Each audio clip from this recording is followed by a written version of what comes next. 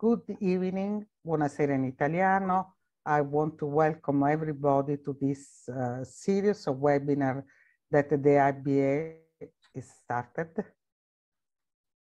And Boa tarde. I want to thank all the organization.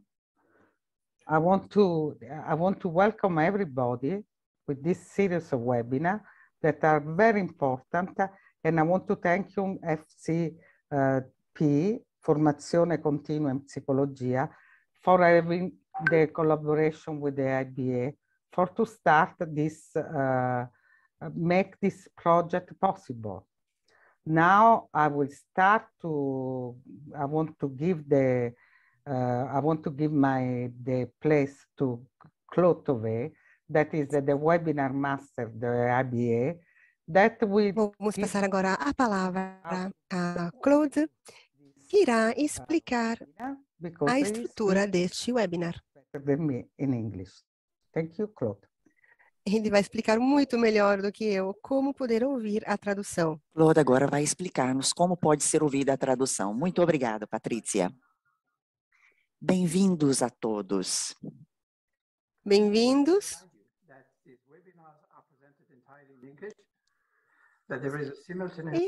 Lembramos que esse webinar contará com a apresentação integral em inglês e haverá tradução simultânea mas temos a em tradução 5 simultânea em 5 idiomas.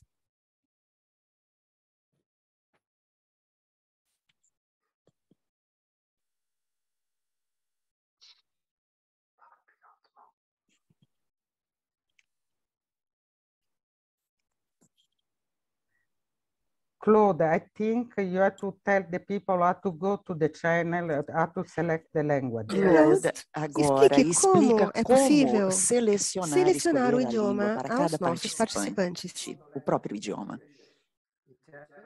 Há 5 Temos idiomas disponíveis, 5 idiomas italiano, disponíveis, italiano, francês, espanhol, português e russo. Se desejam acompanhar o webinar em inglês, não tem que fazer absolutamente nada, porque todas as comunicações serão feitas, ministradas em inglês. Se, por outro lado, desejam acompanhar o webinar em outro idioma, será preciso utilizar a barra de ferramentas que está na parte inferior da tela.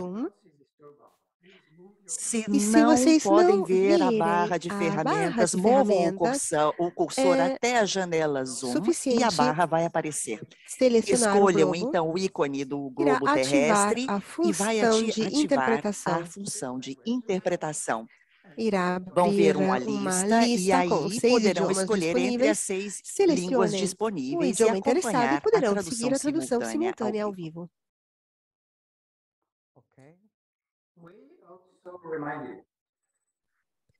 Lembramos também que durante o curso webinar será possível colocar perguntas aos relatores. As perguntas serão escolhidas, selecionadas e lidas na parte final do webinar, aquela dedicada ao tempo de perguntas e respostas. Pedimos que escrevam suas perguntas em inglês, por favor, pois são as únicas que poderão outros idiomas não poderão ser lidas ou selecionadas. Para colocar as perguntas é necessário usar a seção do Zoom, perguntas e respostas, e será encontrada essa função na barra das ferramentas que está na parte inferior da tela, com o ícone das duas nuvenzinhas para o texto. Além disso, convidamos a todos que não utilizem a função chat para as perguntas, pois esta função, o ícone que possui só uma pequena nuvem, será utilizada apenas para comunicações de caráter geral, para os participantes e informações técnicas.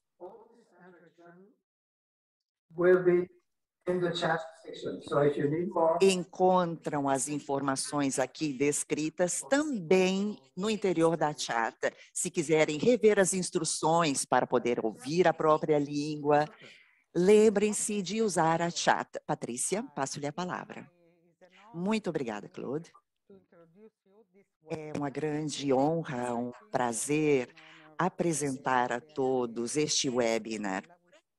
É uma honra para a IBA ter aqui conosco Gui Tonella a fazer a sessão inaugural do webinar. Agradeço toda a equipe de formação contínua em psicologia, juntamente a todos os demais parceiros que fizeram deste um projeto possível. Muito obrigada, Gui, por ter aceito o nosso convite e inaugurar esse ciclo webinar com um assunto tão importante, de forma que todos possam compreender os princípios fundamentais da análise bioenergética e sua evolução. Podemos dizer muito, contar muitas coisas sobre Gui, porque possui um currículo fantástico, é um doutor em psicologia clínica e evolucional, é francês, foi professor e investigador, pesquisador em psicologia por mais de 25 anos na Universidade de Paris e Toulouse. É um terapeuta bioenergético certificado desde os anos 80 e, além disso, durante alguns anos, trabalhou com jovens, adultos, pacientes psiquiátricos e esquizofrênicos em hospitais dedicados. Outro aspecto muito importante e, acredito, interessante para toda a comunidade é que ele utilizou para esses pacientes a Body Mind Therapy. É também membro do Collège Français d'Analyse Bioénergétique e membro da faculdade, é um acadêmico, e também da comunidade bioenergética, pela qual é muito bem conhecido. Trabalhou em França, Bélgica, Alemanha, Suíça, Itália, Espanha, Portugal, Canadá, Brasil, Argentina, Nova Zelândia e também na China. E, além disso, em outros lugares também do mundo.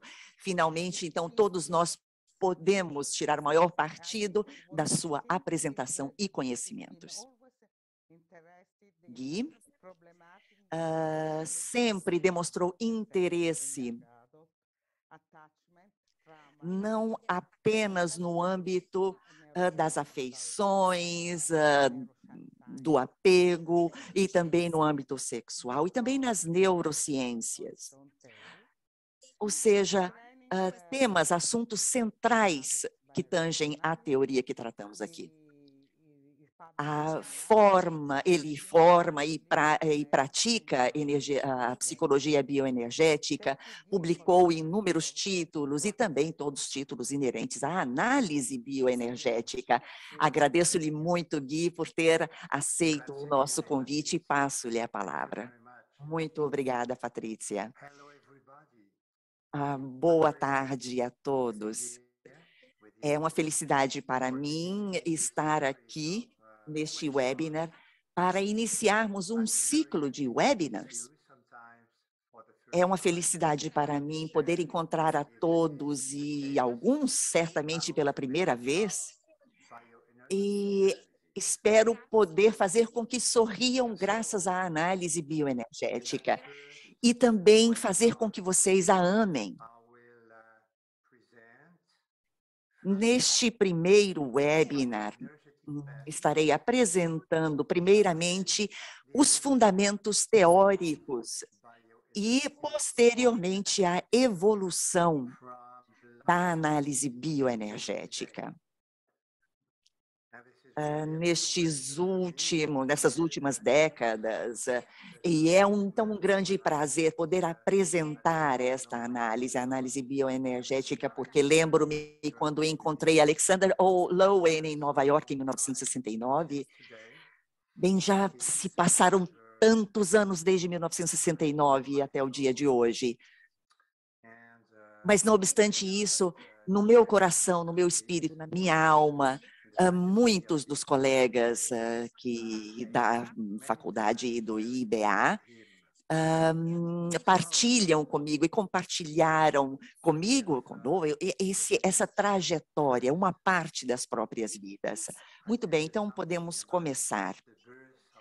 Conto-lhes, então, algo quanto ao nascimento, origem.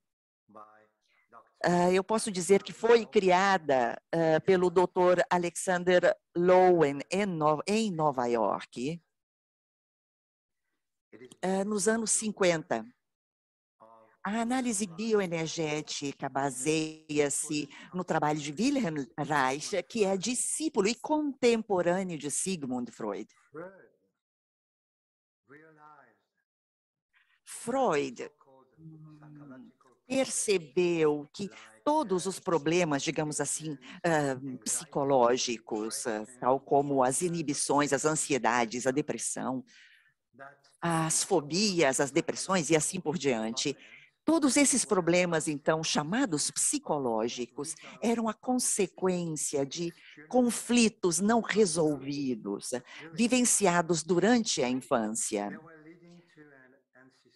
que levavam a uma vida emocional e sexual não satisfatória.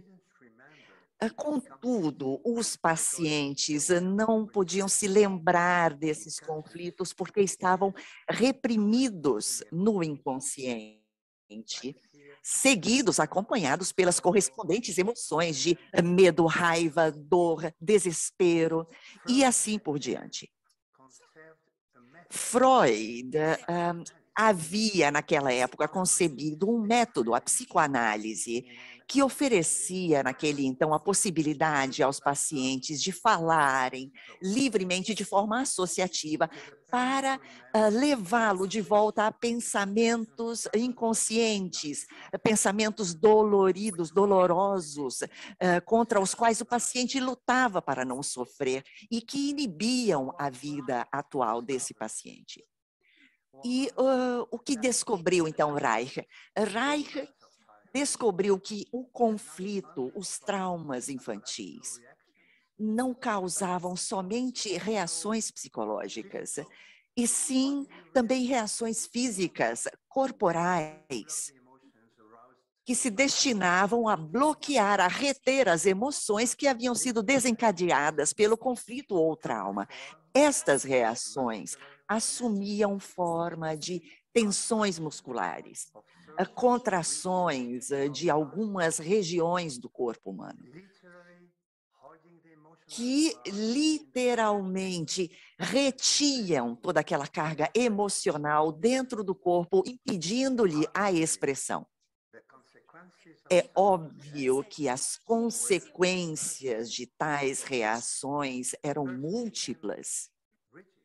A pessoa tornava-se rígida, perdia uma parte mais ou menos importante da própria espontaneidade e expressividade.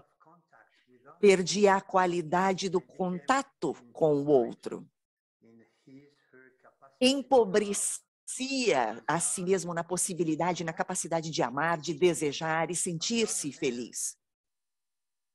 Por outro lado, os sintomas físicos, todos sabemos, podem aparecer bem mais tarde, porque um organismo tenso submete os próprios órgãos e condições fisiológicas a uma pressão constante. E podem, então, ser manifestadas tensões musculares, articulares, circulatórias, cardíacas. O tratamento dos denominados problemas psicológicos assumiram, portanto, outra dimensão com a entrada de Reich e envolviam não apenas a mente, e sim também o corpo.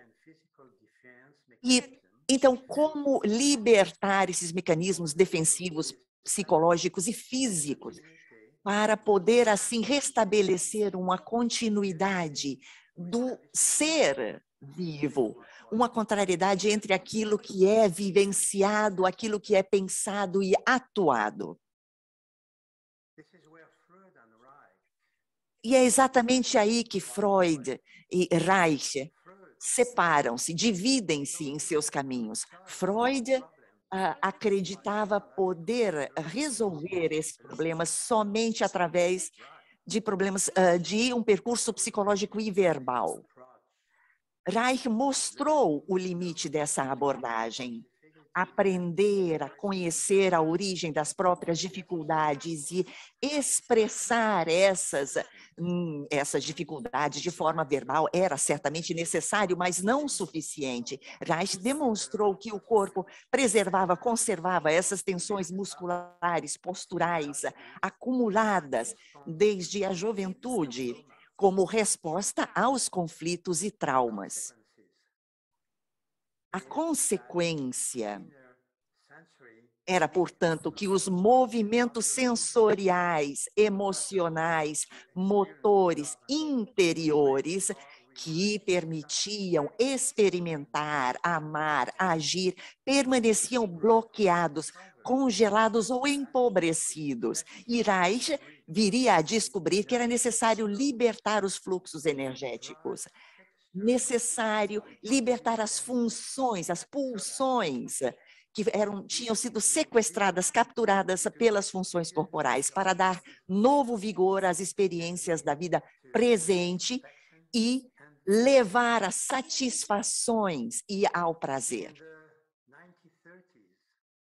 Nos anos 30, Reich fundou uma nova prática terapeuta que previa contemporaneamente um trabalho psicológico e corporal, desenvolvendo um modelo teórico, um modelo prático, psicossomático.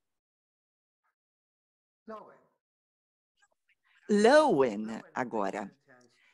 Lowen, paciente e estudante de Reich, inspira-se, então, em Reich para criar a análise bioenergética. Isso nos anos 1950. Para compreender a especificidade da análise bioenergética e o poder terapêutico, é necessário conhecer com mais precisão e exatidão seus princípios fundamentais, voltando aos princípios fundamentais ditados por Lowen. E é aqui que pego a oportunidade para apresentar a todos vocês as bases teóricas e práticas da análise bioenergética. Primeiramente, o funcionamento energético do ser humano. Aquilo que na análise bioenergética denominamos energia, é o produto do metabolismo que transforma alimentos, líquidos, oxigênio, que é trazido pela respiração e etc.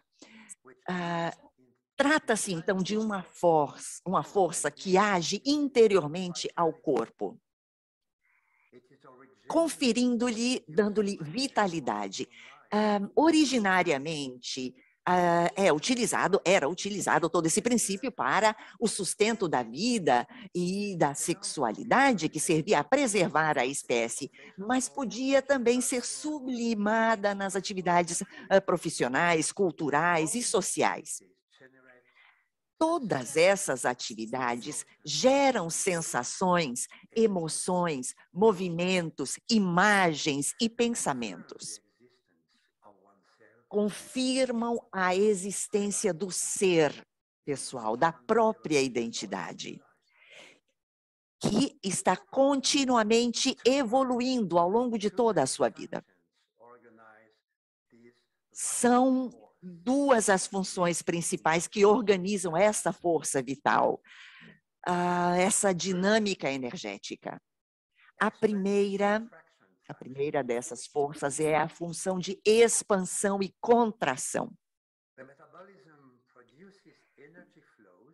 O metabolismo produz fluxos de energia que dirigem-se do centro de um organismo, do centro de um corpo, em direção à periferia do mesmo. E essa dinâmica cria um movimento de expansão, que está na origem do movimento de expressão, de ação e de comunicação.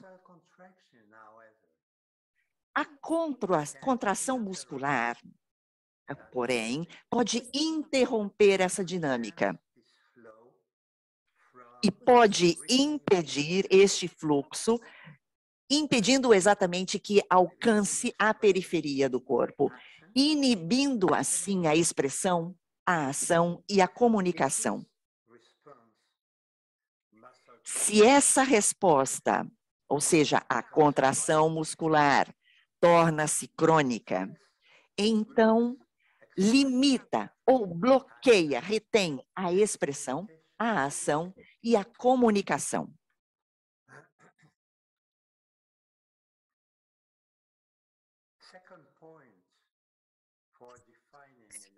A segunda função que nos ajuda a definir a bioenergética nos seres humanos, então, após a primeira função que descrevemos agora, a função de contração, é a função de pulsação e ondulação.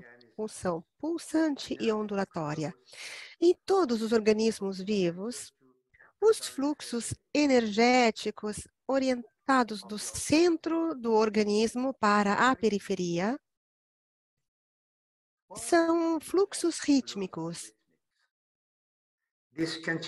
Por que são rítmicos? Esta alternância contínua de expansão e contração produz pulsações rítmicas. Estas pulsações rítmicas animam todos os seres vivos, desde a ameba até ao homem. E produzem a sensação de estar vivos.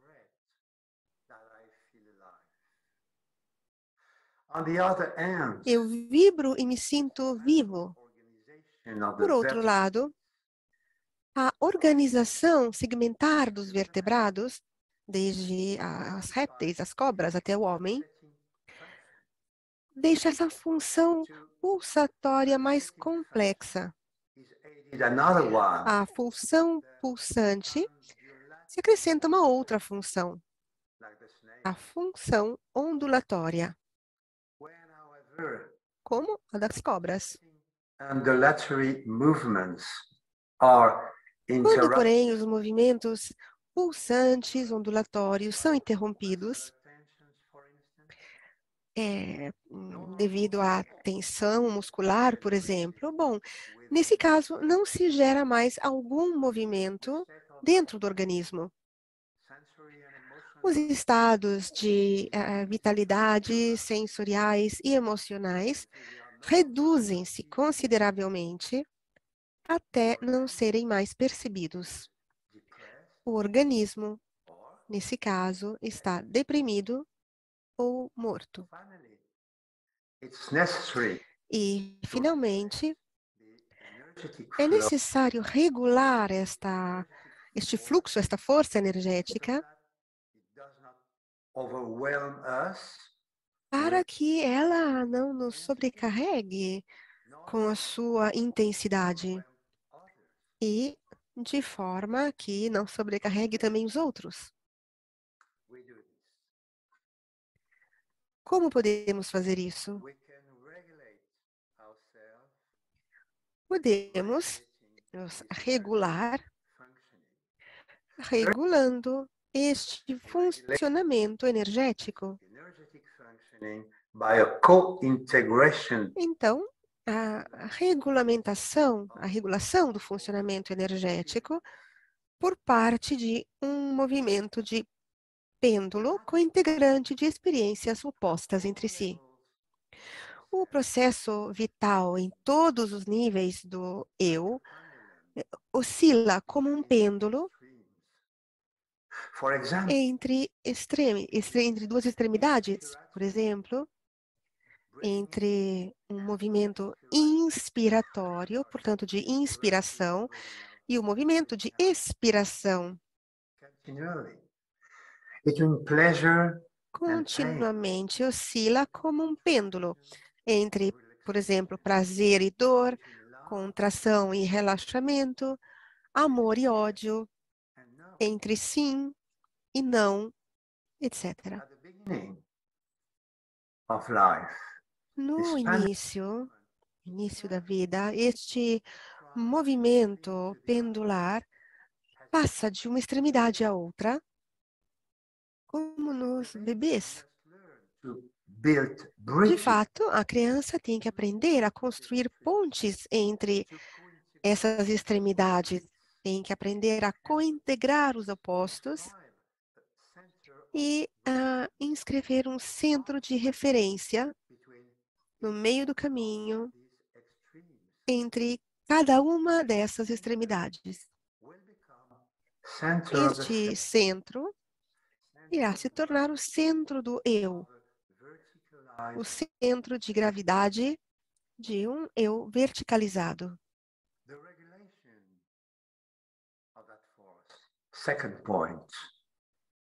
Vejamos o segundo tipo de regulação. Trata-se de uma regulação através de um movimento pendular que regula as bipolaridades funcionais.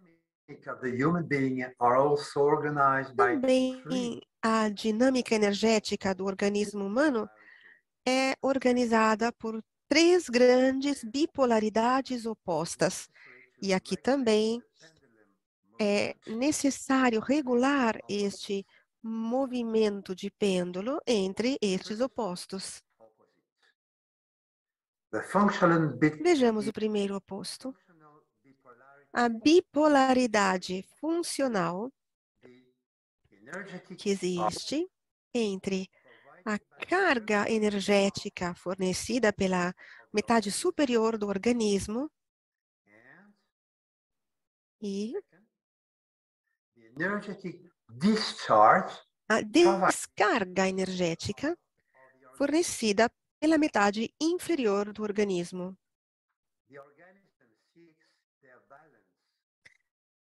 O organismo busca o seu equilíbrio ou o próprio balanceamento energético entre a parte superior e a parte inferior. E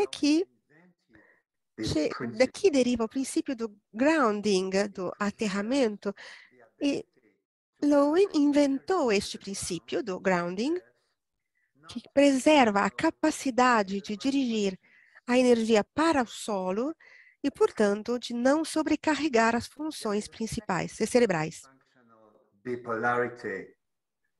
Mas existe uma outra bipolaridade funcional que deve ser regulada. Trata-se da bipolaridade funcional entre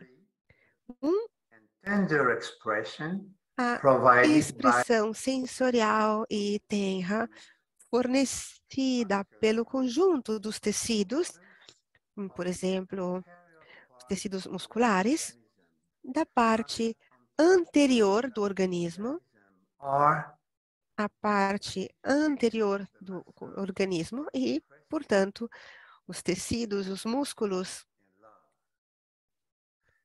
que demonstram amor, afeto, e a segunda parte é fornecida pelo conjunto de tecidos da parte posterior do organismo. Então, a expressão motora e agressiva. O organismo busca o seu equilíbrio e a união entre os fluxos da expressão sensorial e tenra e a expressão motora e agressiva.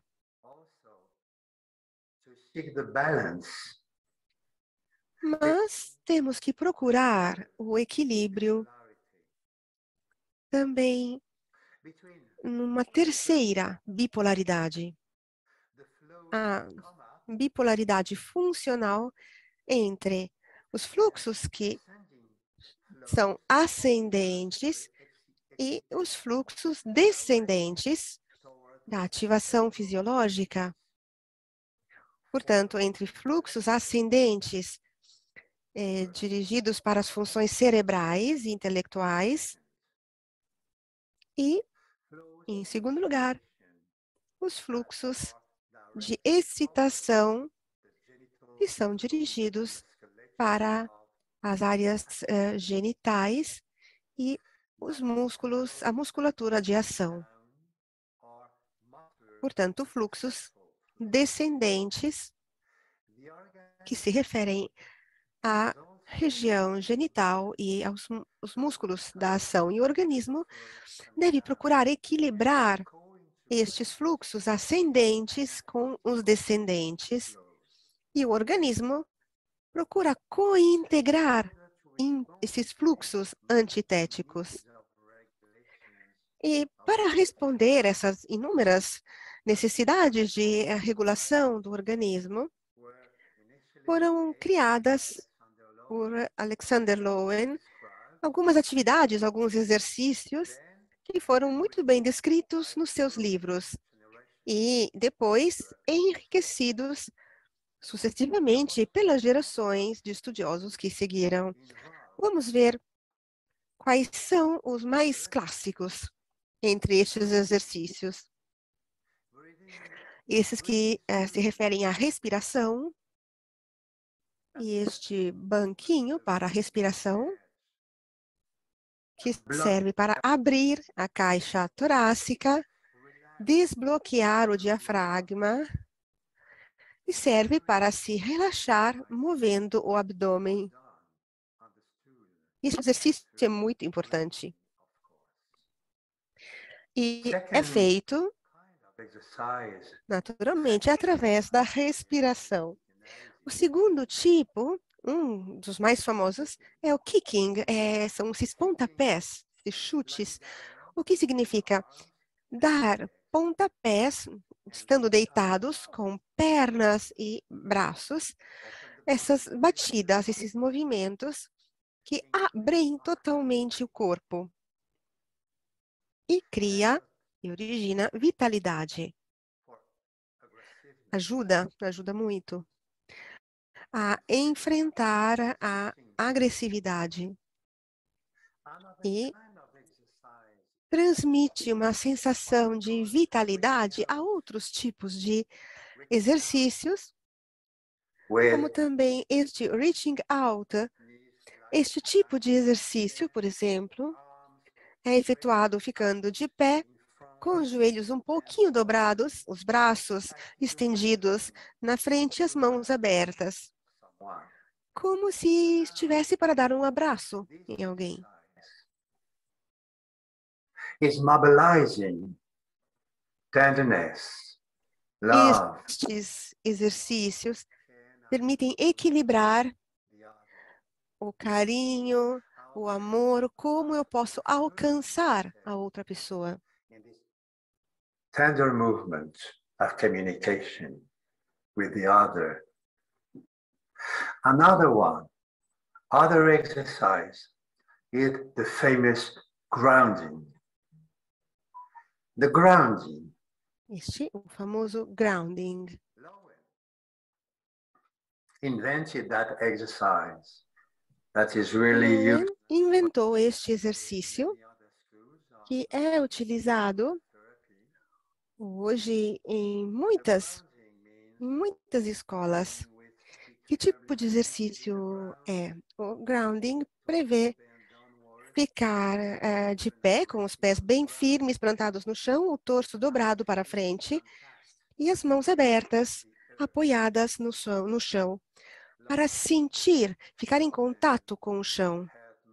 E Lowen tinha mostrado que este exercício podia ajudar muitas pessoas a sentirem-se enraizadas em contato com a terra e enraizadas e em contato com a realidade. Este é o significado deste exercício. Outro exercício muito famoso é bater com uma raquete de tênis. Sim, exatamente, uma raquete de tênis, ficando com os pés bem plantados no chão, ficando de pé e com essa raquete bater sobre uma almofada, um travesseiro colocado a uma certa distância diante de nós e, se possível, a nível pélvico. E este exercício também é muito completo. Prevê um exercício de respiração, recolher a força e com esta raquete dar um golpe, uma batida bem forte numa almofada. É um exercício de fundamental importância que deve ser praticado na análise bioenergética. Saibam que há muitíssimos exercícios, não teremos tempo aqui hoje de explicar todos, mas vocês sabem que se quiserem descobrir algo a mais, é só entrar em contato conosco, seguir os nossos cursos. Agora, eu gostaria de compartilhar com vocês a evolução da análise bioenergética desde o início até os dias de hoje. A análise bioenergética evoluiu muito ao longo das décadas, incorporando aspectos teóricos e clínicos complementares que enriqueceram as perspectivas teóricas da análise bioenergética e também a sua prática.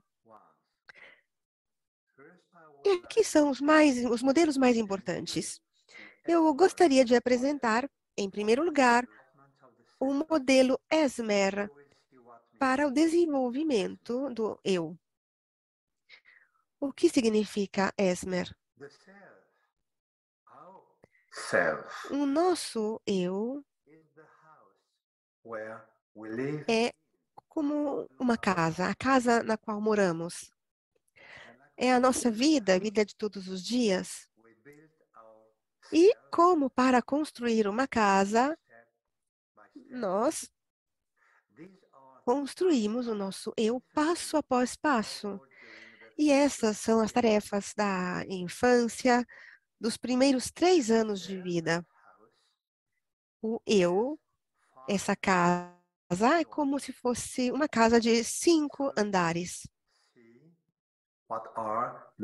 Vamos ver quais são os 5 andares da casa.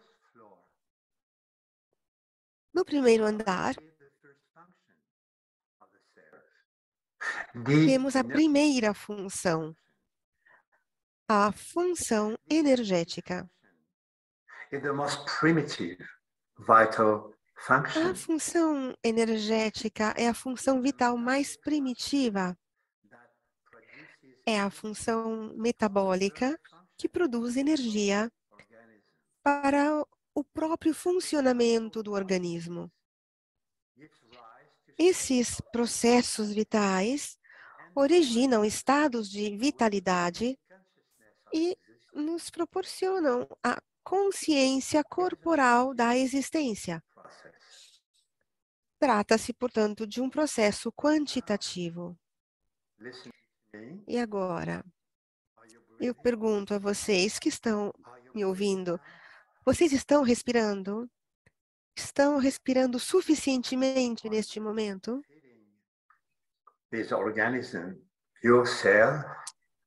Vocês conseguem sentir o próprio eu através da respiração? A função da respiração é uma função fundamental. Vamos ficar alguns instantes prestando atenção na nossa respiração. Vamos inspirar, abrindo a boca, e depois expirar. É uma coisa muito simples, mas tem uma função fundamental, porque se não respirarmos suficientemente, não estaremos suficientemente vivos. O segundo andar abriga a segunda função do eu, a função sensorial. Esta função sensorial recolhe 3 tipos de informações. As sensações, que fornecem informações sobre o mundo interior, como, por exemplo, eu sinto fome, ou eu sinto cansaço. Estas são informações interoceptivas, mas recebemos também outros tipos de informações do nosso corpo, as sensações que fornecem informações sobre a postura e informações sobre os movimentos do corpo. São as proprioceptivas. E depois, o terceiro tipo de informação são as sensações exteroceptivas, que são as sensações que nos dão informações sobre o mundo exterior através dos 5 sentidos. Como nos vemos, ou sentir os perfumes, o ar que está ao nosso redor. E essas sensações nos fornecem a consciência corporal qualitativa sobre como nos sentimos presentes, como nos sentimos vivos. E, portanto, com estas sensações corporais, com a consciência, nos sentimos presentes e vivos. E trata-se de um processo qualitativo. E agora, neste momento, por 20 segundos, tentem ter a impressão de como estamos sentados nas nossas cadeiras ou em pé. E os nossos movimentos agora, quais são? Como sentimos o corpo através dessas sensações?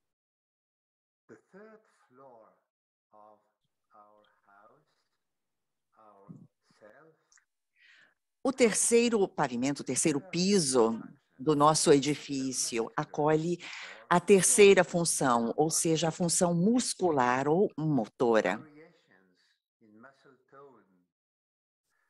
As variações do tônus muscular produzem movimentos para a ação e interação. Portanto, se nós agimos e interagimos, o fazemos porque utilizamos músculos que produzem movimento. Por outro lado, a distribuição do tônus muscular por todo o corpo funciona como um envoltório que delimita os confins do próprio ser, contendo e regulando a expressão do ser. Portanto, o tônus muscular oferece confins, limites ao eu, ao ser. E o tônus muscular está também na origem dos movimentos de ação e de interação.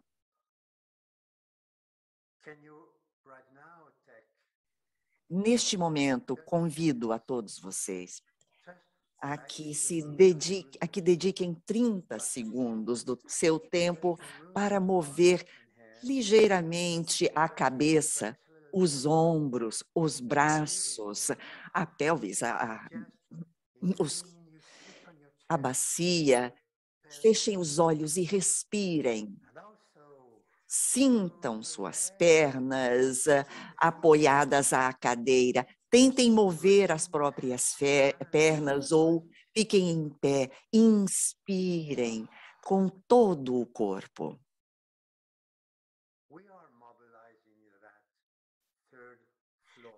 Assim, neste momento, estamos trabalhando com o terceiro andar, o terceiro plano do nosso ser, ou seja, a função muscular, que é, obviamente, muito importante.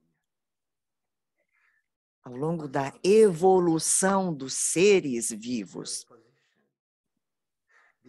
os músculos chegaram em terceiro lugar, foram os terceiros a chegarem.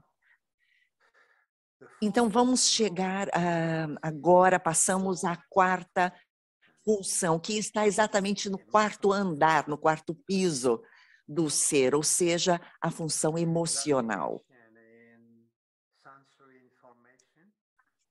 As variações, as informações sobre a variação sensorial, as mudanças nas sensações corporais, que procedem do interior dos corpos ou que chegam do ambiente que nos circunda, produzem variações nos estados emocionais. Através da expressão, a função emocional desempenha uma função de catarse, é catártica na expressão do ser. Por exemplo, rir, dar uma gargalhada desta forma, alto, rir muito alto, dar gargalhadas. Lembrem-se que um dia sem rir é o último dia. A expressão das emoções tem também outra função, ou seja, da comunicação subjetiva com o ambiente social, ou seja, ser sensíveis para com os outros. Faz com que possamos expressar a função emocional. Ou, pelo menos, quando isso está associado a informações cognitivas, e aí se une à emoção um significado, um senso, para a situação atual, daquele momento. Aquilo que eu penso está ligado diretamente àquilo que eu sinto a nível emocional, e isto oferece um senso, um sentido àquilo que acontece naquele momento, no agora.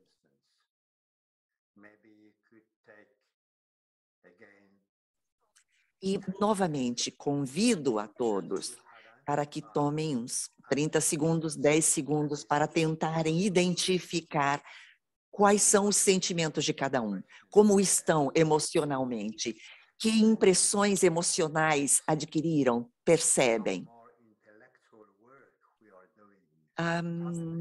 Mesmo que façamos agora um trabalho intelectual, tentando individualizar, ou ouvindo e sentindo, percebemos algo a nível emocional. Então, tomemos alguns segundos para tentar, então, encontrar palavras que possam dar um nome à nossa sensação emocional.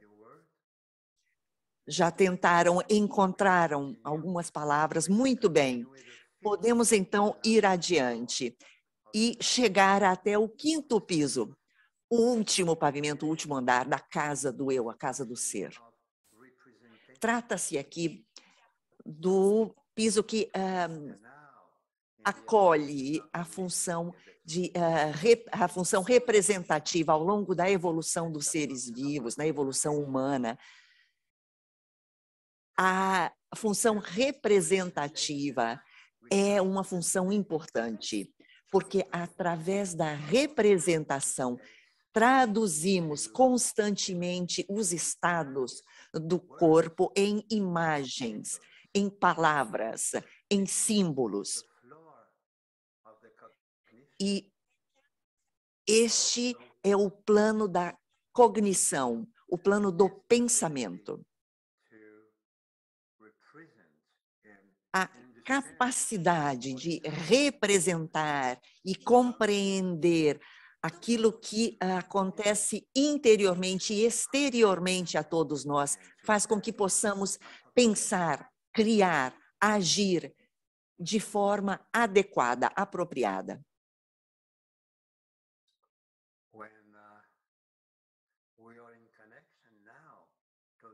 Quando estamos interligados, conectados, e falamos aqui do ser, do eu, da casa, pensamos, obviamente, muito, todos juntos, como agora.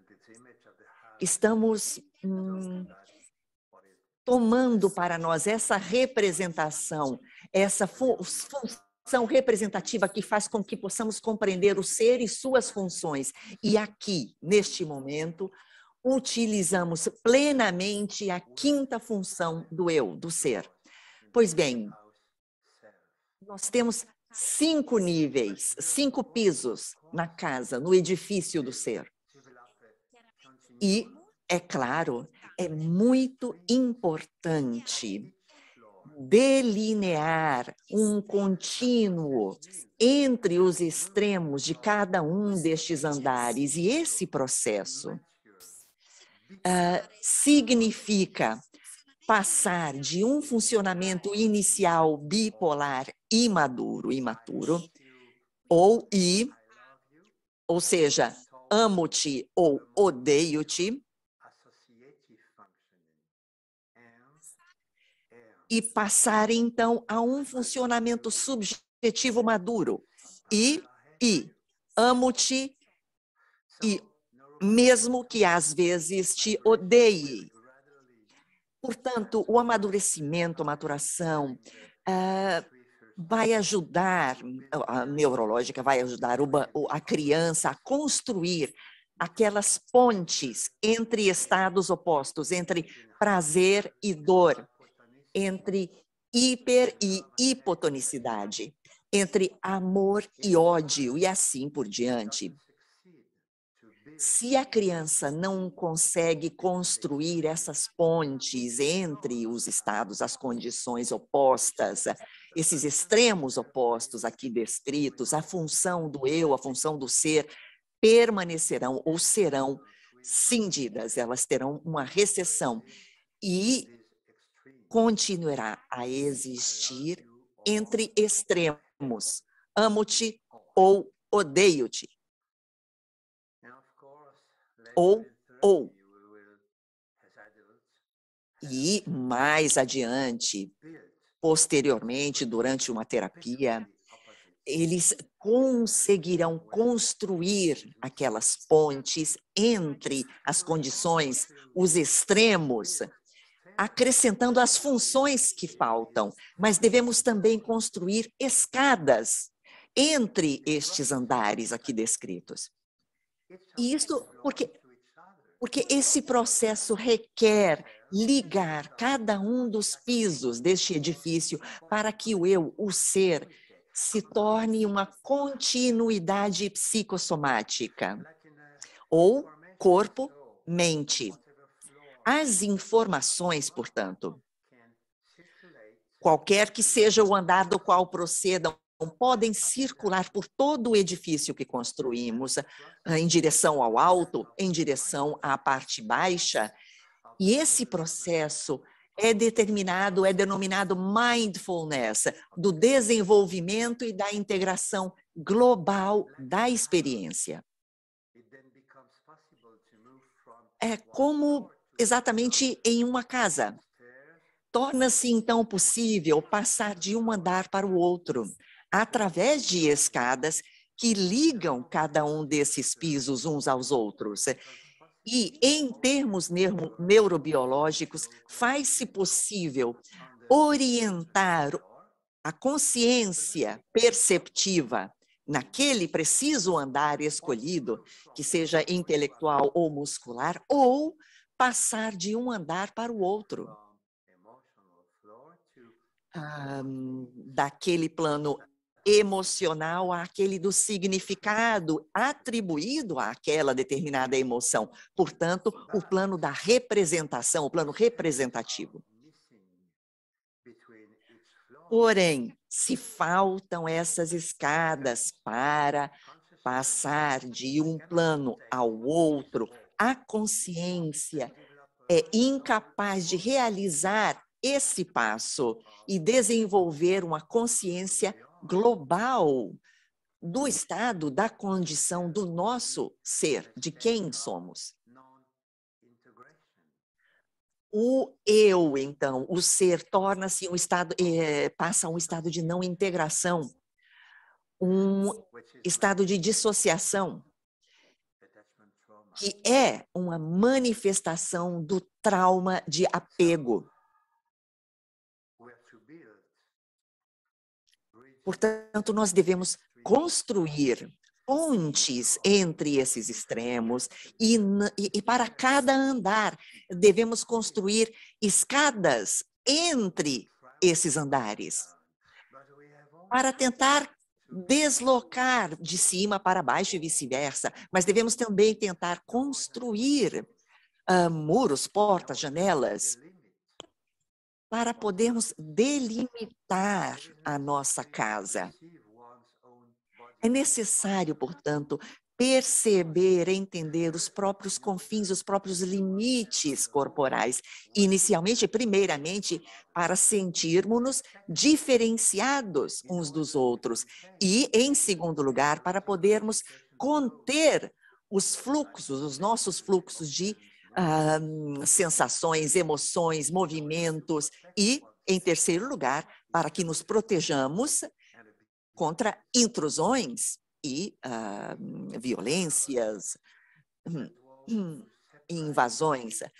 Portanto, as casas, para isso, possuem paredes que separam o exterior do interior e permitem uma intimidade com nós mesmos.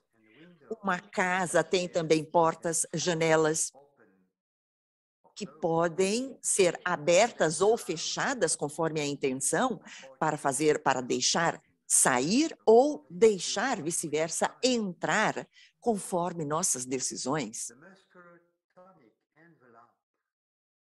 Esse envoltório tônico muscular são as paredes da nossa casa, do nosso eu. E esse invólucro pode ser tenso ou relaxado.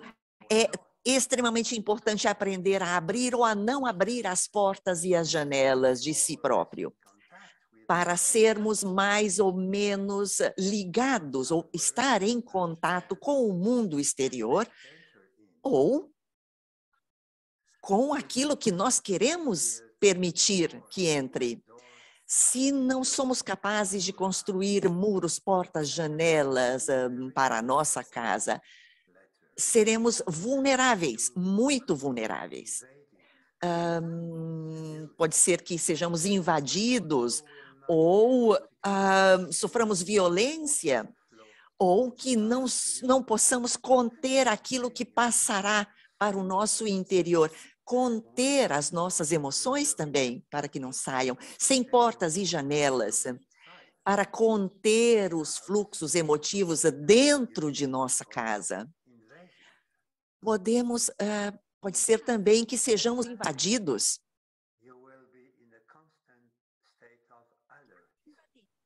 E ser vice-versa também invasores. E estaremos sempre em um estado, uma condição de alerta. Não seremos invasores, não seremos invadidos e estaremos, sim, em um estado de constante desregulação.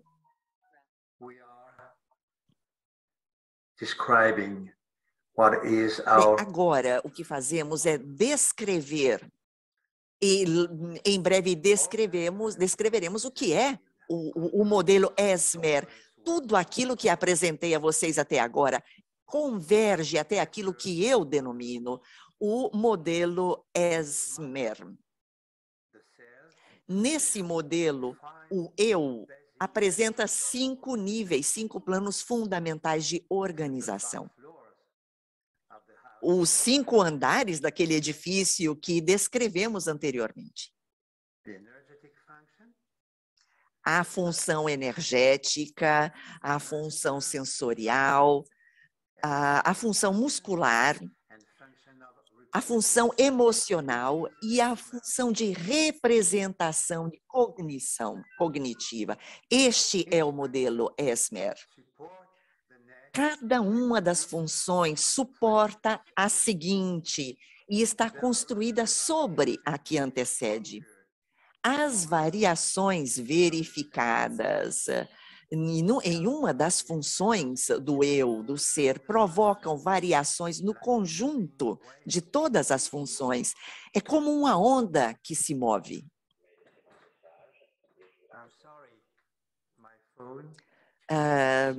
Peço desculpas, é meu telefone.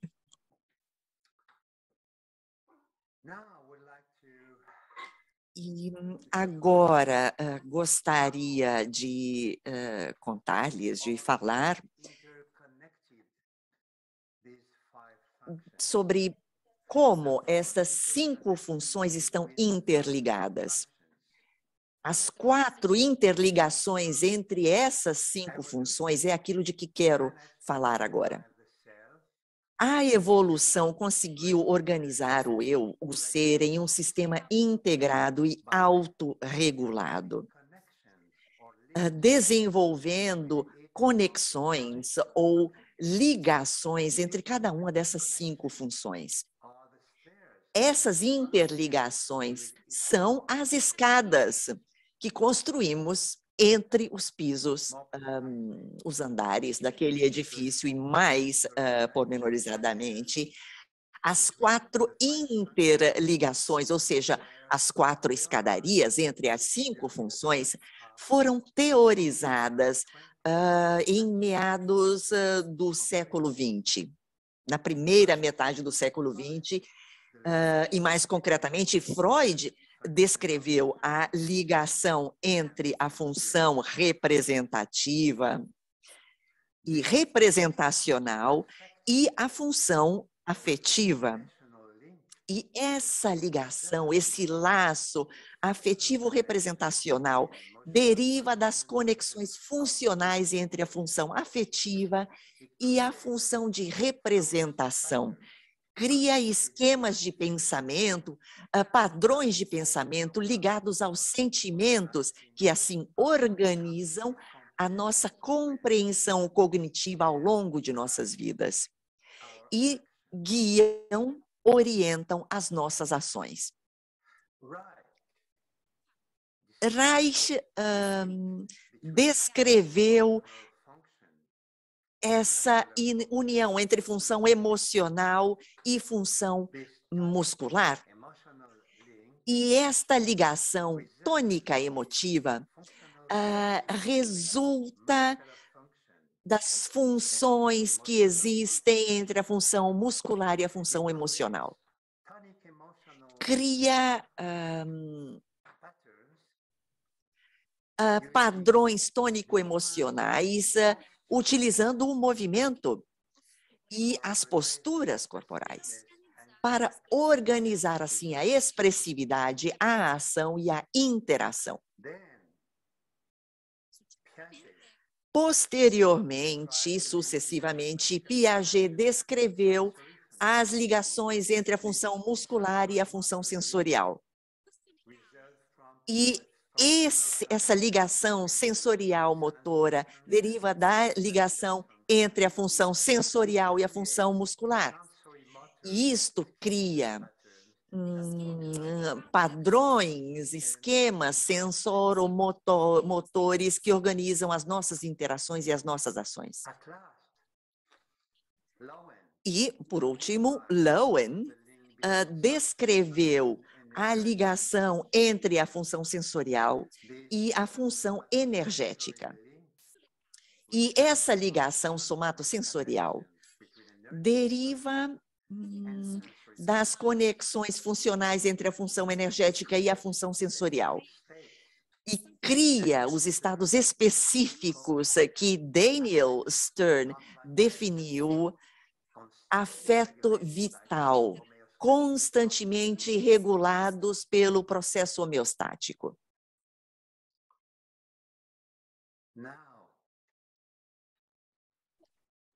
Bem, nós temos também 4 modos relacionais. O eu, o ser, para ficar co-integrado, terá constante necessidade de regulação, de ajustamento, e, por essa razão, vai desenvolver nos primeiros 2 anos de vida, também graças à relação com a mãe, 4 modos relacionais sucessivas de regulagem, de regulação do ser. O primeiro modo é o existencial. Baseia-se sobre a sensação de estar vivo, na presença uns dos outros. Muito simples, mas muito fundamental, sentir-se vivo na presença de outros. O segundo modo o segundo modo relacional é aquele interativo, é aquele modo da interação baseado na interação corporal através de gestos e movimentos. Entre 2 ou mais sujeitos, a criança desenvolve este modo interativo através dos movimentos. E, logo, temos a modalidade, o modo intersubjetivo. Entre os 8 e 15 meses, baseada no intercâmbio, na troca com os outros de estados sensoriais e emocionais pessoais. Eu te mostro aquilo que sinto e você me mostra aquilo que sente. Enfim, o modo discursivo, que é exatamente quando a criança começa realmente a falar, a pensar e começa a discutir também com a mãe, o pai e assim por diante, porque quer compreender o que é o mundo exterior e começa a perguntar por quê, por que isto, por que aquilo. E é por isso que, ao longo de nossa vida, usamos esses 4 modos relacionais e também nas terapias. Às vezes, algumas pessoas não conseguem desenvolver 1, 2 ou 3 dessas modalidades. Durante as terapias, nós devemos tentar criar uma dessas modalidades relacionais e fazer com que o paciente... Big integration we did in bioenergetic analysis. Outra grande integração que fizemos na análise bioenergética é a integração da teoria do apego. A teoria do apego foi desenvolvida pelo psicanalista britânico John Bowlby na década de 60. Ele estudou a especificidade das relações mãe-bebê e desenvolveu a sua teoria do vínculo de apego e os diferentes padrões de apego que se desenvolvem durante a infância, entre os 0 e os 2 anos de idade. E acontece que há uma grande proximidade nos 3 modelos de apego inseguros que se desenvolvem durante a infância, como definidos por Bowlby, e os 3 caracteres que se desenvolvem durante a infância através da definição de Lowen. Então, o padrão de apego ansioso está na origem do caráter esquizoide de Lowen. O segundo ponto, o padrão ansioso ambivalente de Bowlby está na origem do caráter oral, como definido por Lowen. E, por último, o padrão de apego desorganizado, desorientado, está na origem da personalidade borderline, como definido por Lowen. Então, essa articulação teórica nos oferece uma perspectiva clínica extremamente rica. Cada uma dessas 3 estruturas de personalidade reativa imediatamente transfere na terapia o próprio padrão de apego, com as suas específicas reações defensivas. A perspectiva terapêutica será, portanto, a de passar de um padrão de apego inseguro a um padrão de apego mais seguro. Isso requer uma interação terapêutica, um trabalho também não verbal e transformações corporais. O terapeuta bioenergético, terapista bioenergético, tem essa função essencial de ajudar seus pacientes a descobrir ou redescobrir ou desenvolver aquilo que é uma relação de apego segura. Esta relação de apego contém 6 propriedades que organizam e regulam todas as futuras relações sociais. Agora eu vou descrever rapidamente quais são essas 6 propriedades. A primeira é a intencionalidade mútua, recíproca, que designa a determinação interpessoal consciente de expressar as próprias intenções e, portanto, de interagir.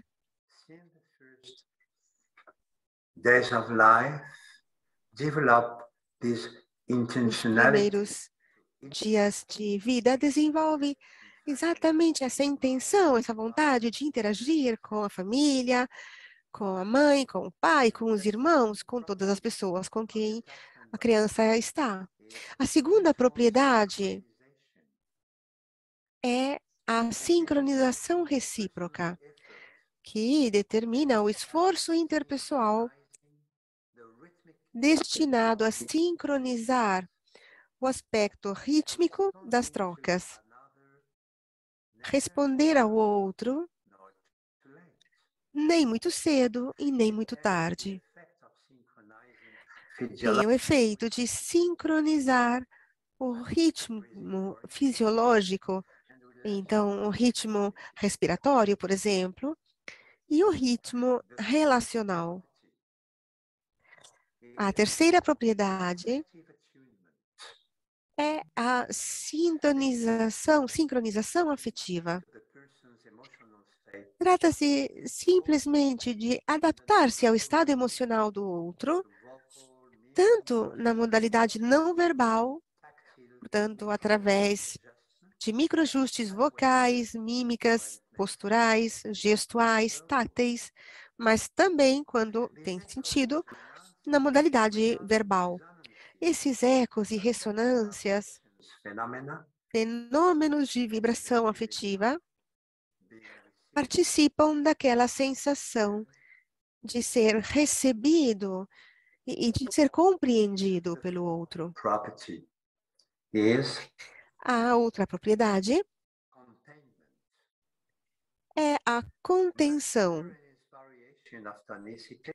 A musculatura e as suas variações de tonicidade oferecem um recipiente aos fluxos de excitação para que possam ser metabolizados, para não se deixar transportar e sobrecarregar, e nem para transbordar e sobrecarregar o outro.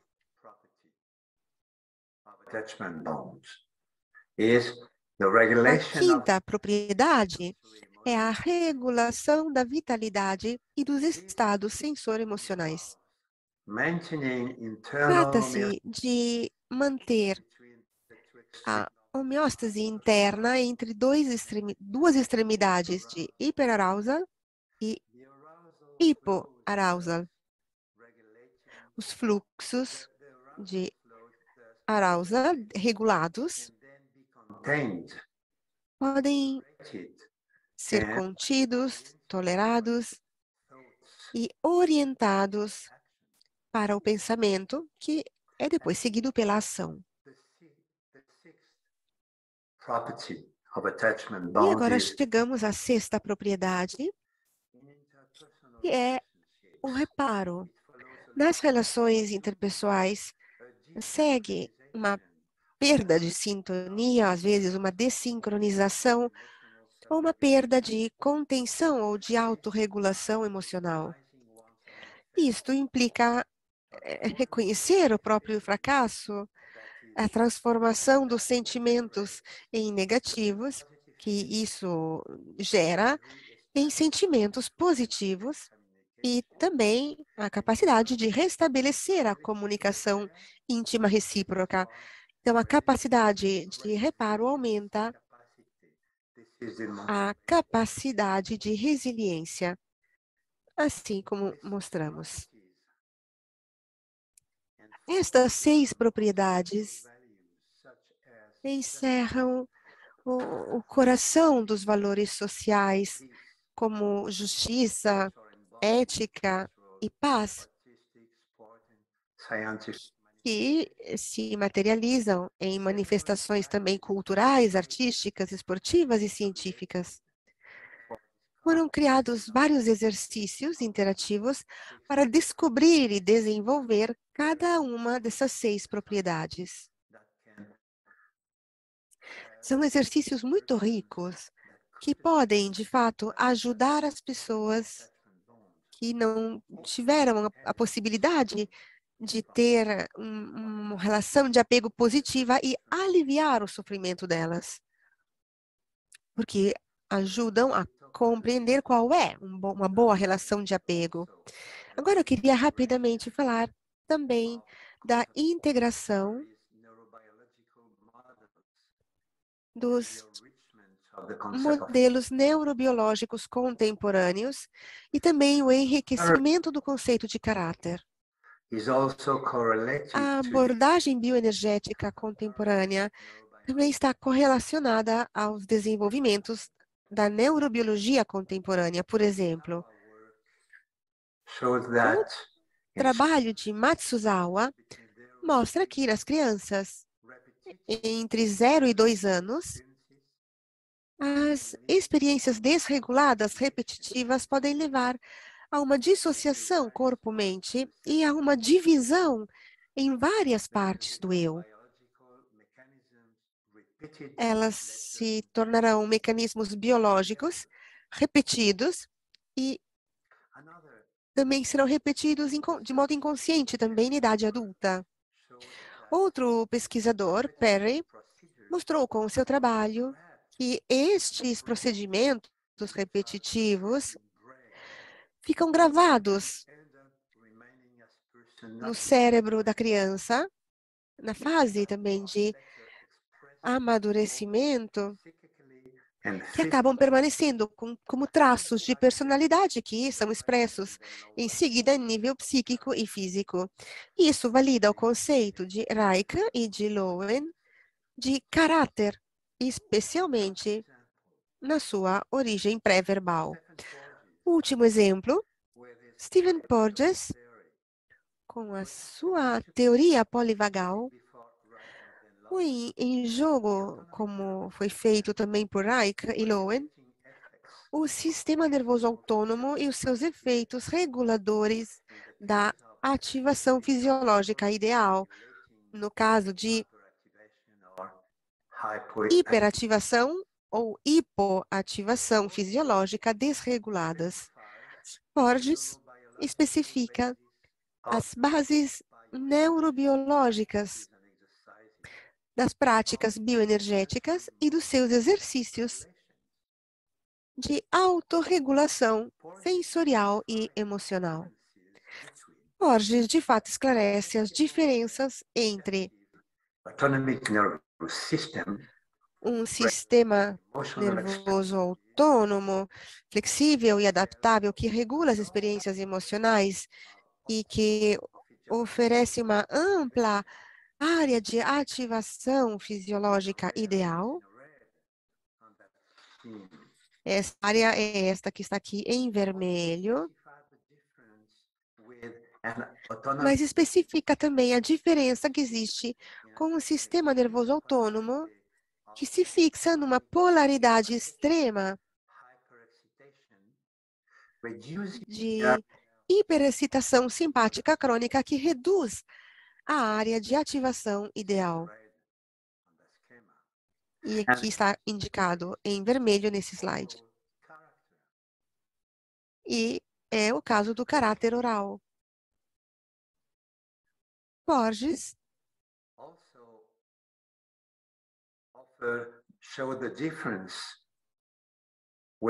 evidenciou também a diferença que existe com um sistema nervoso autônomo fixado numa polaridade extrema de hipoexcitação parasimpática crônica dorsal, que reduz a área de ativação ideal, que está aqui sempre indicado em vermelho, e este é o caso do caráter esquizoide.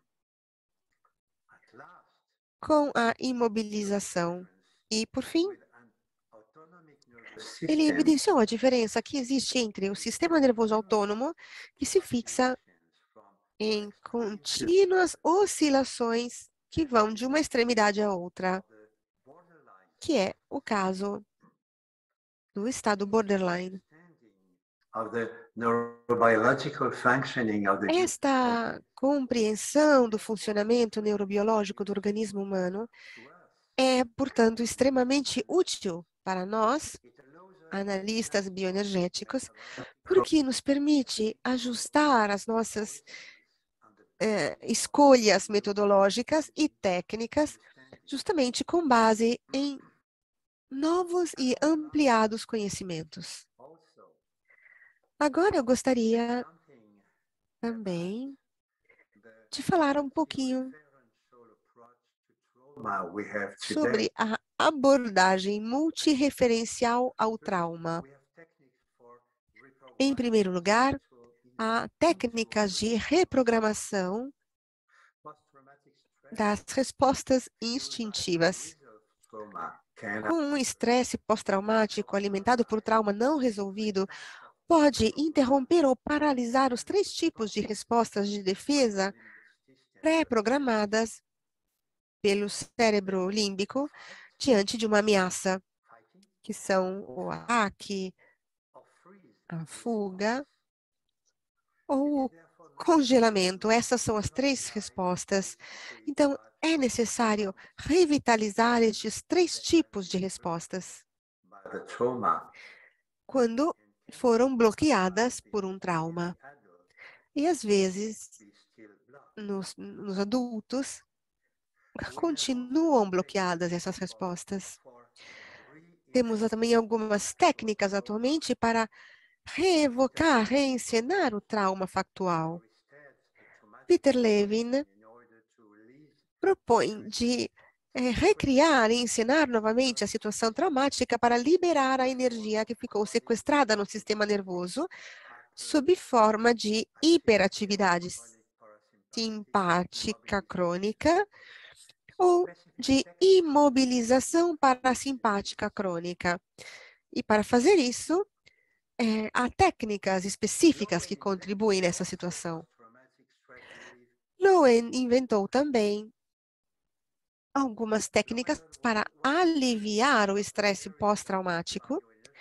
E, de fato, ele foi o primeiro a desenvolver uma série de exercícios bioenergéticos para aliviar o estresse. E são chamados exercícios musculares para o estresse. E esses exercícios colocam a musculatura num estado de estresse voluntário para treinar o corpo a responder com tremores, como movimentos involuntários para liberar o estresse. Lowen tinha criado exercícios de estresse para ajudar o corpo a manter a sua capacidade de tremer. E David Bersely, recentemente, os reuniu numa sequência particular These exercises are designed to stretch, stimulate, and fatigue the muscles that inhibit checking and oppose the physical release of post-traumatic stress. And at last, we develop techniques to rebuild the traumatized relational bonds. Trauma and post-traumatic stress can lead to a trauma e o estresse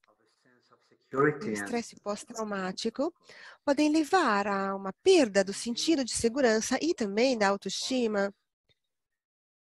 Podem originar medo em relação aos outros e também comportamentos fóbicos, medos do meio de transporte, medos das pessoas, etc. Eu reuni alguns exercícios e criei outros concentrados na relação com o objetivo de levar as pessoas, levar novamente para o eu, para o si, os sentimentos essenciais de segurança e confiança no relacionamento com os outros. Então, trata-se de exercícios para desenvolver uma sensação de distância ideal, exercícios para restabelecer o contato visual interpessoal, para restabelecer o contato manual, para restabelecer o contato físico de apoio e também para desenvolver um sentido de proximidade emocional. We included a multi-referential approach to the therapeutic relationship. Incluímos uma abordagem multirreferencial, incluindo, é óbvio, o modo analítico clássico, com o modo de transfer e modo também intersubjetivo. A relação terapêutica baseia-se normalmente na técnica analítica. Freud, Reich, Lowen, na relação terapêutica, foi definida em termos de relação analítica. E com tudo aquilo que gira a torno da relação de transfer. Um terceiro tipo de relação, de relacionamento terapêutico, ou seja, intersubjetiva, surgiu nessas últimas 3 décadas, caracterizando-se exatamente por uma observação direta da relação, do relacionamento entre mãe e filho, e de forma especial no que concerne às propriedades no sistema de apego. Pesquisas neurobiológicas contemporâneas se focaram no amadurecimento do cérebro e, além disso, a evolução conjunta do modelo social e das psicopatologias mostram um crescimento progressivo das patologias traumáticas e o déficit narcisístico ou narcisista e, portanto, a técnica analítica deve-se ao fato que as experiências emotivas, emocionais, pré-verbais, codificadas na memória de procedimentos, ainda não está inscrita ou incluída em um relacionamento de sujeitos um com o outro diferencializado, e essas experiências emocionais pré-verbais ficam imprimidas no campo do apego pré-verbal, e quando são reativadas, elas são projetadas como identificação projetivas no campo terapêutico e não subterapeuta, não sobre o terapeuta. O terapeuta, como resposta a isso, vai iniciar uma relação intersubjetiva baseada em intercâmbio de natureza sensorial emocional, tornando-se uma fonte que progressivamente estruturadora e clarificadora ou esclarecedora para o paciente. Um dos meus pacientes, Jeremy, autista com síndrome Asperger, no final de uma sessão de terapia, disse-me: tornamo-nos humanos somente quando somos um sistema aberto para os outros. E somente quando o outro está ali para nós.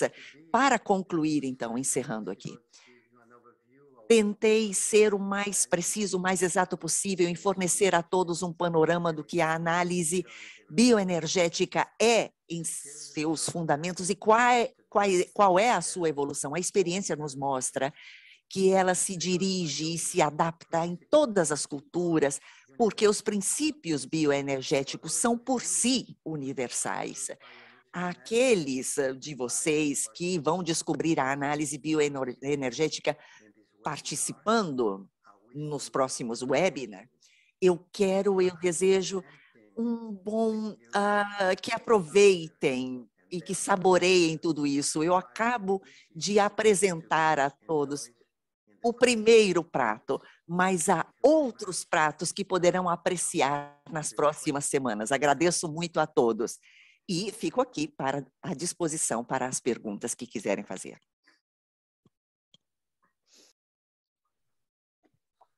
Just a second. Okay, thank you, Gui, for the beautiful speech. Muito obrigada, Gui, por esta apresentação maravilhosa. Eu leio aqui na chat que você recebeu muitas apreciações e também perguntas, e passemos então à primeira pergunta. Chegaram 5 perguntas que foram selecionadas e vamos ver se temos o tempo para responder. A primeira pergunta, só um instante que estou procurando a pergunta. Qual a diferença entre a análise bioenergética e a terapia sensorial motora? E esta é a primeira pergunta colocada. É uma super pergunta, hein? Vocês dispõem 3 horas adicionais para que eu possa responder essa grande pergunta?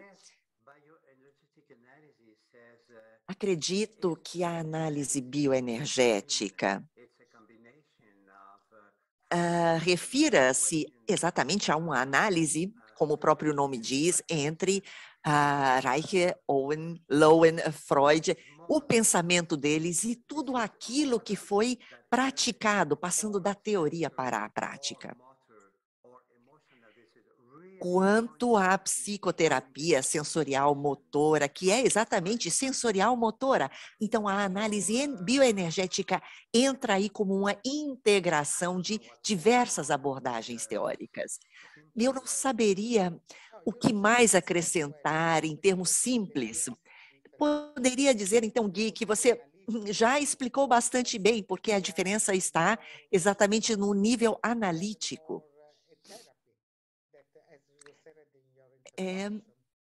Como você explicou na introdução, trata-se de uma terapia muito ampla, que abarca muitíssimos problemas que podem ser enfrentados e não apenas traumas. E essa é a principal diferença, porque trata-se de um nível analítico e psicomotor, ou psicossomático.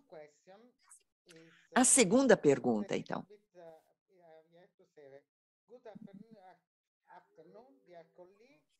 Boa tarde, queridos colegas, é isso que escreve. Há autores que estudam distúrbios adicionais em termos de análise bioenergética.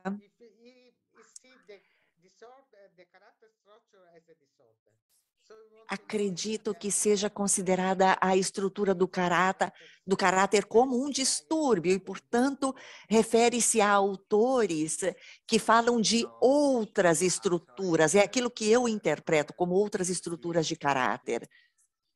Peço perdão, mas eu não ouvi a pergunta em inglês. Sim, repito. Há autores que estudam distúrbios, outros distúrbios em termos de análise bioenergética, e permitam-me acrescentar aqui que acredito que aquele que fez a pergunta entendesse, saber se a estrutura do caráter é entendida como um distúrbio. Perdão, não entendi. Se a estrutura do caráter pode ser considerada um distúrbio, não é considerado. É a organização da personalidade como resposta aquilo que lhe aconteceu durante a infância.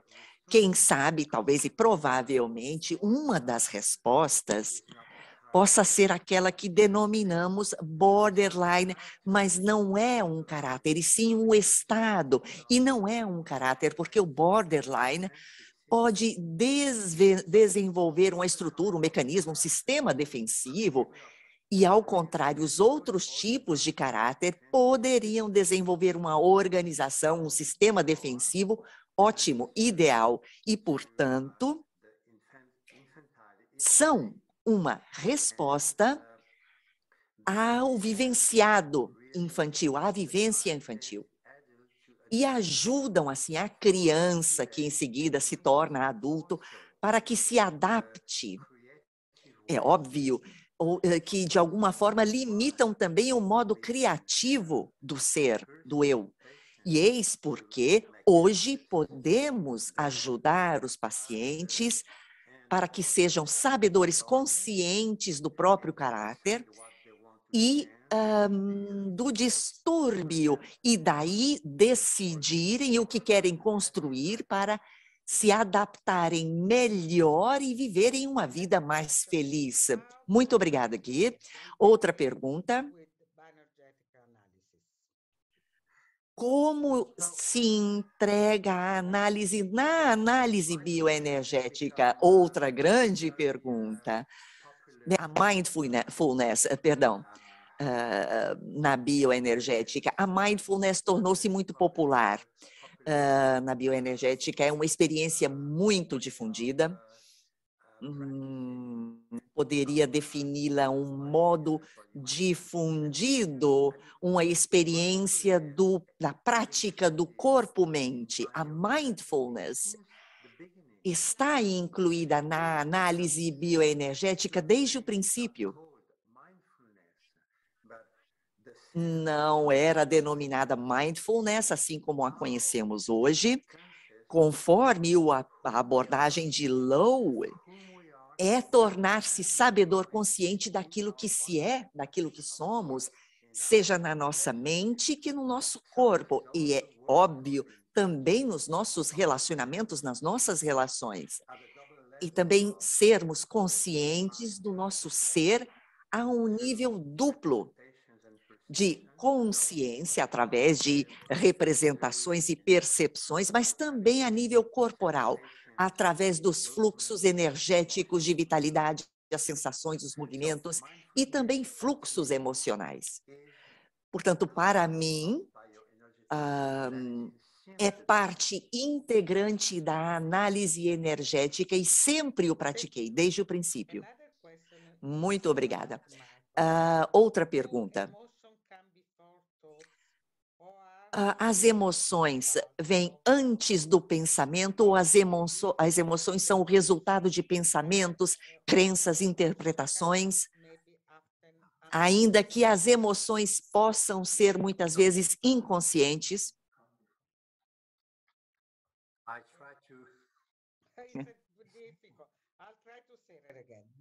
Vou tentar dizê-lo outra vez com outras palavras. As emoções vêm antes do pensamento ou são resultados de pensamentos, crenças, interpretações, tendo considerado que muitas vezes as emoções são inconscientes? Se não entendi mal, trata-se de uma pergunta que se refere à relação entre emoção e pensamento. Durante a minha apresentação, utilizei a imagem da casa, do edifício, das funções entre os diversos andares. Se pudéssemos construir escadas entre estes andares que compõem o ser humano, poderíamos, assim, subir e nos deslocar dentro do nosso eu. Então, começamos a pensar. E pensar é uma simulação da emoção. Começo a pensar em algo e surge uma emoção. Portanto, inicialmente chega o pensamento. Esse pensamento estimula, ativa uma emoção. Às vezes acontece o contrário. Portanto, é uma abordagem de baixo para cima. Nasce uma emoção, um estado emocional que estimula imagens, portanto, pensamentos. E às vezes posso tentar pensar para dar um sentido àquilo que acontece interiormente a mim. É lógico que algumas pessoas dissociadas, digamos assim, em termos clínicos, possuem poucas escadas ou nenhuma escada entre os diferentes níveis, os diferentes andares, e para eles é muito difícil, a partir do momento em que perguntamos a eles como se sentem, é difícil pensarem naquilo que sentem internamente, encontrar palavras certas para denominar o que sentem. E é óbvio que este é o nosso trabalho. O trabalho da análise bioenergética. Não é muito tarde construir estas escadas para co-integrar pensamento, por exemplo, e emoções e pensamentos, ou sensações e pensamento. Muito obrigada. Temos outra pergunta, bastante interessante, acredito eu. Utilizando a linguagem corporal, postural, é possível observar a cronicização desses distúrbios a nível físico, corporal. Portanto, uma modalidade crônica. Sim, claro. A lição sobre o corpo, feita por Lowen, tão famosa, o que entendia Lowen com essa aula, essa lição? Ele defendia que o vivenciado, a vivência, a experiência infantil e as experiências pré-verbais também estão enraizadas no cérebro e no corpo. A criança, através de experiências repetidas, estruturaliza paulatinamente a própria casa, o próprio ser, o próprio eu. Um exemplo, quando uma criança, a partir dos primeiros dias de vida, vivencia um medo permanente que ele experiencia por culpa da mãe, que olha com um olhar aberto, com um tom de voz áspero, a criança percebe, experiencia o medo e responde com aquilo que Porges definia uma hipoativação, a imobilização. Certamente, as experiências repetidas fazem com que aquela criança paulatinamente desenvolva um corpo imobilizado. Posteriormente, isto vai se mostrar em seu ser. Se fizermos atenção àquela pessoa, conseguimos perceber, ver e aprender aquela lição que o corpo transmite, aquilo que aquela pessoa experimenta, porque há uma imobilização interior, com pouquíssimos movimentos sensoriais interiores que aquela pessoa, e porque aquela pessoa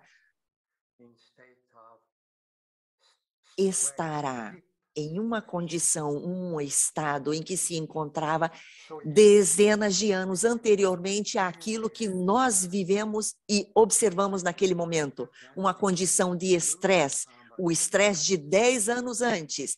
Portanto, com a análise bioenergética, nós olhamos o indivíduo, a estrutura deste indivíduo, observamos, identificamos onde estão as tensões musculares e, através da postura, começamos a compreender aquele indivíduo. Então, hoje, duas lições são compartilhadas, aquela corporal, física, e podemos também ler a ligação afetiva de apego desse indivíduo específico.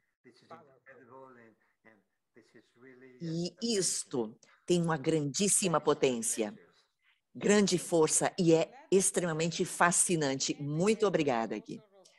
Outra pergunta. Pode ser repetido o nome do autor dos exercícios de relaxamento e libertação de trauma? Perdão? O nome do autor dos exercícios de libertação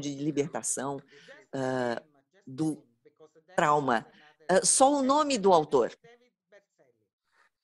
Eu posso responder se quiser. O nome é David Berceli.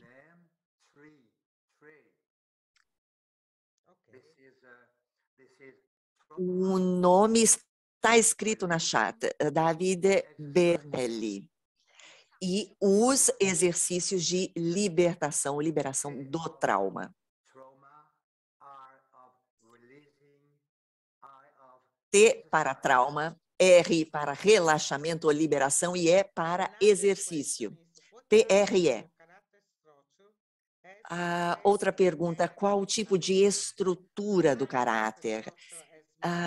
Apresenta a maior disponibilidade energética? Qual deles apresenta maior quantidade de energia? Creio que a energia mais visível, portanto, a expressão da energia,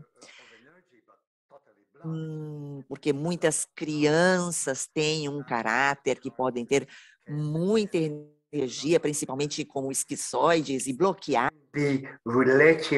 Portanto, pode haver grande disponibilidade de energia, mas que pode ser controlada, dominada pelas tensões da musculatura. Portanto, se eu tiver um caráter rígido, eu tenho muita disponibilidade de energia, mas eu controlo a expressão daquela energia. É difícil, de fato, a resposta a esta pergunta seria depende, porque se houver muita energia na casa, no eu, no ser, ou se esta energia é expressa, é mostrada, isso nos leva a uma resposta. Bom, Gui, outra pergunta, é possível receber conselhos sobre onde podemos encontrar os exercícios para praticar essas 6 propriedades do apego? Este livro, essa leitura aconselhada, ainda não foi escrita. Eu criei alguns exercícios, então, as 6 propriedades. Eu me inspirei em vários autores da teoria do apego e outros. Reuni todas essas teorias e criei as 6 propriedades, 6 conceitos da teoria do apego e todos os relativos exercícios. Então, eu lamento. No momento, não poderia aconselhar um livro, não há um livro escrito sobre isso, mas há vários artigos em português brasileiro. Um foi traduzido e está publicado no site do IBA. Eu acho que não, talvez no South America Journal. Podem encontrar este artigo em português. E eu espero que possa ser traduzido em inglês e depois em italiano. Sim, prometo que vou escrever um artigo específico sobre as 6 propriedades do apego, a benefício de toda a comunidade IBA. Nos próximos meses, eu prometo que escreverei algo. Muito obrigada. Eu não sei quanto tempo ainda temos à disposição, sei que havia mais alguma pergunta. Vamos fazer a última pergunta, se você estiver de acordo. Uma bela pergunta, então, para encerrar. Vamos ver se encontro uma pergunta interessante. Talvez a pergunta mais importante, resumindo várias perguntas, é como poder trabalhar com um paciente com um distúrbio de personalidade borderline com análise bioenergética? E outra pergunta, no caso de um paciente com dependências, como podemos utilizar a análise bioenergética, especialmente se forem dependências patológicas, com o jogo, o alcoolismo, abuso de substâncias, de drogas, etc. Então, como tratar uma dependência patológica com a análise bioenergética? Bom, com a análise bioenergética, podemos trabalhar com todas as patologias, o que Freud definia